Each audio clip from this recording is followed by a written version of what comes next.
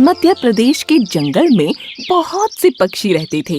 उनमें कौवे, कबूतर, तोते, मैना, कोयल और बुलबुल इत्यादि पक्षियों का समावेश था। उन सभी पक्षियों में कौवों की संख्या सबसे ज्यादा थी। सारे पक्षी मिलजुल कर रहते थे। एक दिन एक तोता जिसका नाम सोनू था, वह घोंसले से जैसे ही बाहर निकला, उसके मुंह से चीख निकल पड़ी। ओह, ये सब क्या हो गया? इन्हें किसने मारा? आसपास बहुत सारे कौवे और कबूतरों की लाशें पड़ी थीं। सोनू का अंतर्मन दुख से भर गया। उसके सामने उसके कई दोस्त छन्नू, बल्लू, भूरा और कन्नू मृत पड़े थे। कल तक वह जिनके साथ खेलता था, आज वह सब दुनिया छोड़ गए थे। चारों तरफ मौत का सन्नाटा फैला था। सोनू ने पेड़ के दूसरे घोंसलों पर नजर डाली तो उन्हें खाली देखकर उसका दिल बैठ गया। सब के सब पंछी न जाने कहाँ उड़ गए हैं। आसपास कोई भी नहीं दिख रहा है। सोनू ने दूर मगरू बंदर काका को भागते हुए देखा। वे सबको सावधान करके वहाँ से हटने का इशारा कर रहे थे। चलो, सब लोग भाग चलो। एक बहुत बड़ी महामारी की बीमारी आ गई है। अपनी जान बचानी है तो इस जंगल को छोड़कर दूर चले जाओ। सोनू, चल भाग चल यहाँ से। मंगरू काका की बात सुनकर सोनू उनके साथ साथ ऊपर उड़ने लगा। उसने आज तक ऐसी परिस्थिति का सामना नहीं किया था। जान बचाने के लिए वहाँ से हटने के सिवा दूसरा रास्ता भी नहीं था। मंगरू बंदर नीचे नीचे भाग रहे थे और उनके ऊपर सोनू तोता उड़ रहा था। वह उस जंगल से बहुत दूर एक पहाड़ के पास पहुँच चुके थे। पास में एक नदी बह रही थी। मंगरू बंदर ने चारों तरफ देखा और उस जगह को ज्यादा सुरक्षित मानकर वहीं अपने कदम रोक लिए। सोनू भी उड़ता हुआ नीचे उतर आया। काका, ये सही जगह लग रही है। हाँ, इसलिए मैं यहाँ रुक गया हूँ। पास में नदी का पानी भी है, फलों के पेड़ भी है। काका, हमारे बहुत साथी हमेशा के लिए दुनिया छोड़ गए। बड़ा दुख हो रहा है। ये कैसी बीमारी है? बड़ी भयानक बीमारी है बेटा। एक से दूसरे में फैलने पर देरी नहीं लगती। मेरे 2 बंदर साथी भी उसके चपेट में आ गए। मुझे भी अपनी जन्मभूमि प्यारी थी, लेकिन जान बचाना जरूरी है। जान है तो जहान है। अरे सोनू, तुम तो सवेरे उठे और कुछ खाया भी नहीं होगा। हाँ, मुझे भूख तो लगी है, लेकिन वह भयानक दृश्य देखकर मैं सब कुछ भूल गया। काका, आप बहुत थक गए होंगे। बैठिए ना, मैं सामने के पेड़ से पके हुए अमरूद तोड़कर गिराता हूँ। दोनों जन खाएंगे। सोनू उड़ गया और कुछ ही देर में देखते देखते उसकी चोंच की फुर्ती से कई अमरूद इकट्ठा हो गए। दोनों ने अमरूद खाए और वहीं बैठ गए। दोनों आपस में बातें कर ही रहे थे कि अचानक सोनू की नजर आने वाले एक बाघ के ऊपर पड़ गई। मंगरू काका के पीठ के पीछे से वह आ रहा था, इसलिए उन्होंने उसे नहीं देखा। सोनू ने तुरंत काका को सतर्क किया। मंगरू बंदर झट से पेड़ पर चढ़ गया। सोनू तोता भी उड़कर डाल पर बैठ गया। बाघ उन्हें देखता ही रहा। सोनू और मंगरू ने देखा कि उनकी आंखों के सामने एक कबूतर पेड़ पर से नीचे गिर गया और उसकी गर्दन ऐंठने लगी।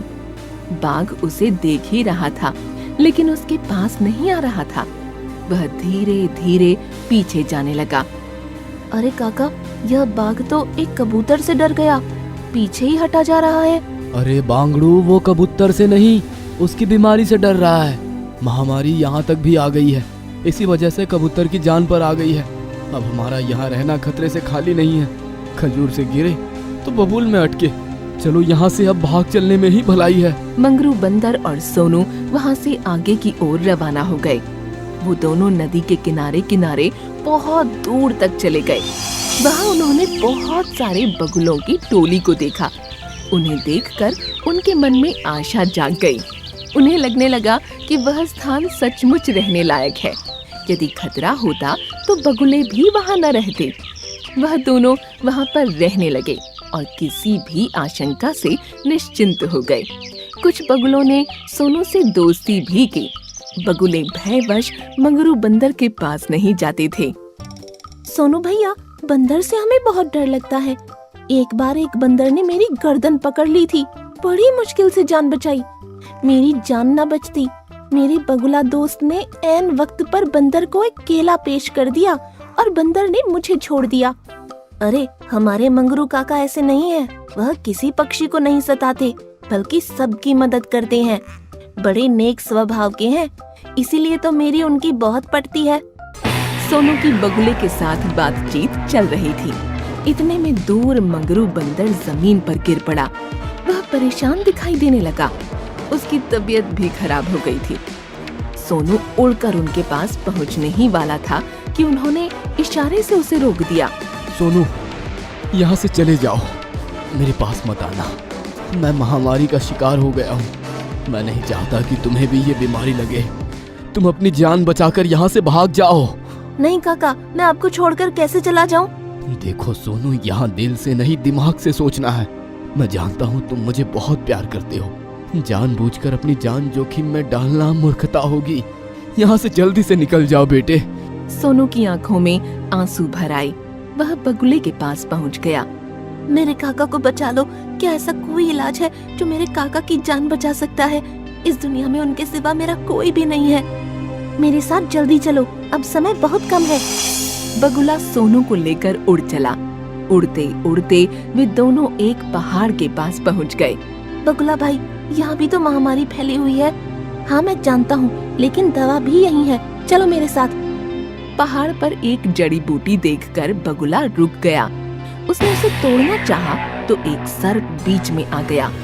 सोनू ने उड़कर सर्प को चोंच मार दी। सर्प पीछे मुड़ गया। सोनू ऊपर उड़ गया। उसने फिर से सर्प को अपनी तरफ मोड़ने के लिए चोंच मार दी। इधर सोनू ने बड़ी चालाकी से सर्प को अपनी तरफ व्यस्त कर दिया और उधर बगुले ने जड़ी बूटी को अपने कब्जे में ले लिया। जैसे ही जड़ी बूटी बगुले और सोनू के हाथ में लगी, वे दोनों उड़कर अपने क्षेत्र में पहुंच गए। उन्होंने देखा मंगरू बंदर अचेत पड़ा था। काका, मैं दवाई लेकर आ गया हूँ, अब आपका अच्छे से इलाज हो जाएगा। आंखें खोलिए ना, दवा खिलाता हूँ। मंगरू बंदर के मुंह से कोई आवाज नहीं आ रही थी। देखो तोता भाई, तुमने आने में देर कर दी, अब इन्हें कोई नहीं बचा पाएगा। नहीं नहीं, ऐसा मत कहो, मेरे काका को कुछ नहीं होगा। अभी मैं दवा इनके मुंह में डाल रहा हूँ। सोनू ने दवा मंगरू बंदर के मुंह में डाल दी और पास में बैठ गया। तोता भाई, इस दवा का सेवन आप भी कर लो, कोई खतरा नहीं होना चाहिए। हम सभी रोज इसका सेवन करते हैं, इसीलिए मजे से घूमते रहते हैं। सोनू ने भी वह दवा खा ली और काका के चेहरे की तरफ आशा भरी नजरों से देखने लगा।